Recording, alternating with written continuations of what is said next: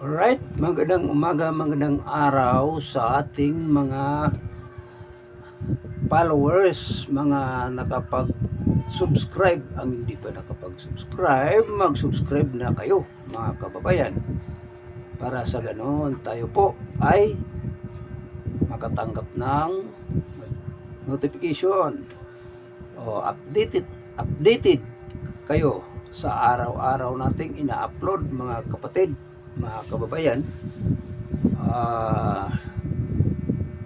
Fourth ay shout out pala sa ating mga DDS vloggers. Shout out dyan sa daig nga support kay Roa Rodrigo Duterte, mga kababayan, mga kapatid.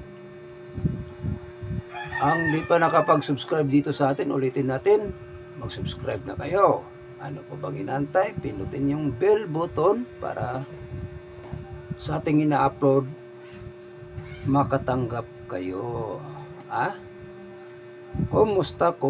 Good morning sa ating mga listeners. Good morning sa lahat nating mga support sa ating channel. Alright? Hindi ba? Okay. Proceed na tayo mga kababayan. Ang ating ano bang pinagkaabalahan sa Marcos admin? So, ito ang challenging ni Luis Castro ha. Ang pinagkaabalahan ni Luis Castro ay manatili sila sa posisyon.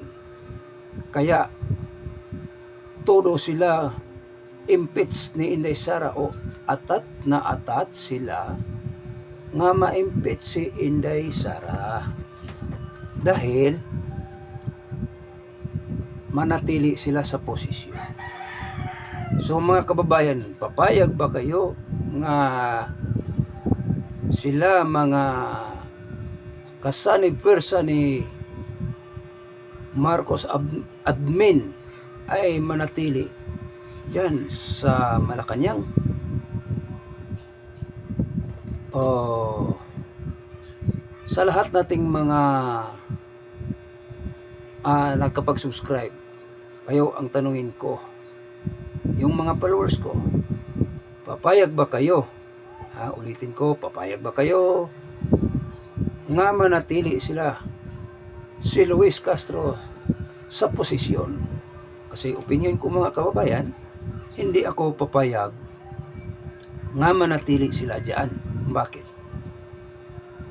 Kabila kanan ang mga batikos nila kay Sara Duterte, no? Although nakikita na natin nga ang pagdala ni Duterte dito or kinidnap nila sa daig, dinala sa daig, ay nagkabulol-bulol. Ngayon, hanggang ngayon nandoon pa. So tayo po, opinion ko, hindi rin ako papayag nga manatili sila sa posisyon. Dapat lang palitan.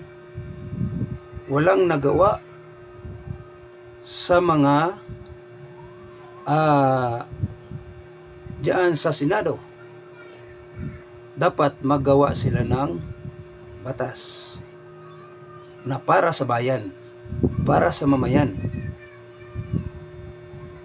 Ang ginawa nila mga kababayan ay ang pangnakaw sa pira sa gobyerno o pira ng mamayang Pilipino. So ito ang opinion ko ha. Ewan ko sa inyo kung ano ang opinion nyo. Kasi may balak naman si Inday Sara ay hulihin o papailan ng kaso. Kasi ang sabi nila ay gumawa daw ng death threat kay Marcos admin, maniwala ba rin kayo? Para sa akin, hindi rin ako maniwala. Opinion ko ha. Ewan ko sa inyo. So ngayon, yun, ipagplanuhan nila. Sa lamang, hindi naman talaga ma-impeach si Inday Sara o kasuhan nila. Kung ma-impeach man si Inday Sara, kasuhan pa rin sa sinasabi nilang death threat ni Marcos. Kasi sabi ni Sara ay kung magurgur siya, gurgurin daw nila rin. So ibig sabihin ay sino ba ang magurgur kung gurgurin si Sara? Maniwala ba kayo? Para sa akin, opinion naman, hindi ako maniwala. Kuro-kuro lang yan. Ha? Hanggang ngayon, wala naman. Di ba? Walang nangyayari sa sinasabi nila. Kung hindi pang politika, pang-aapi, pag-aabuso sa ating admin Duterte. Kaya nandoon si Duterte sa daig. Ang tanong, may mananagot ba? Kung si Inday Sara makaupo sa pagka-presidente, ulitin ko ha, mayroon bang mananagot sa pagkidnap ni Duterte?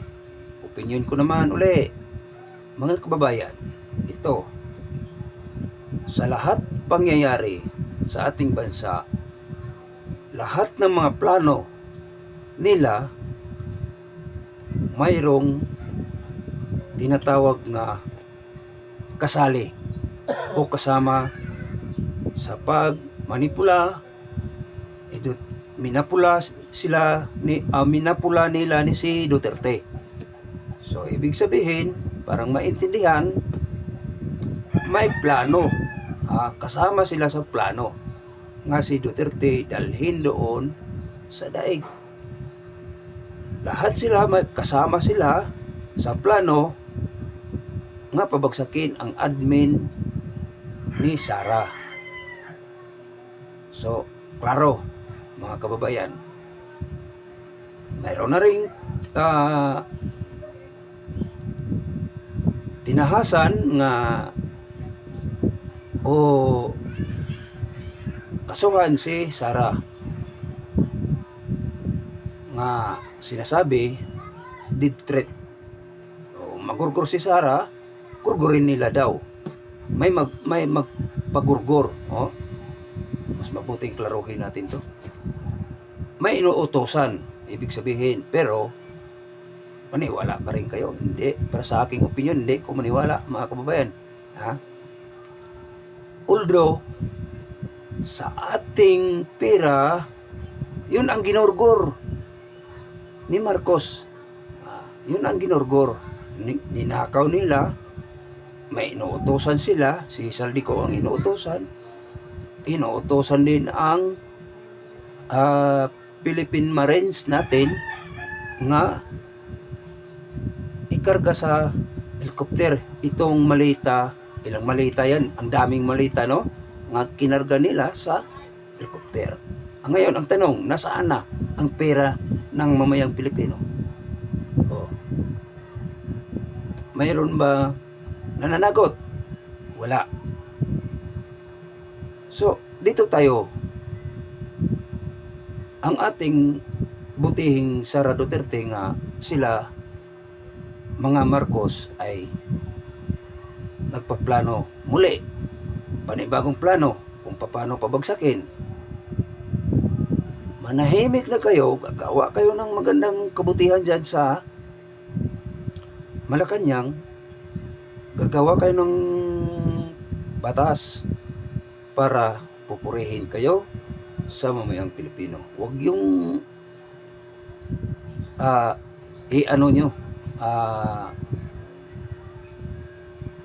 pangsamantalain ninyong si Sara matatanggal dyan. Hindi matatanggal yan. ang taong bayan mo'y nagsabi, ha, mga kababayan, mga kapatid, ang taong bayan mo'y nagsabi, support mamayang Pilipino kay Sara Duterte. Diba? So, papaano ito pabagsak nila? Malabo, diba? Lahat ng ginagawa nila, hindi mangyayari. So, ulitin ko sa mga followers natin, viewers, o ang hindi pa nakapag-subscribe, mag-subscribe kayo.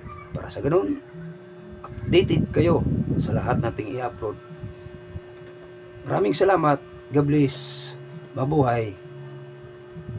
Mga DDS, vloggers, mabuhay Pilipinas, mabuhay mga Pilipino.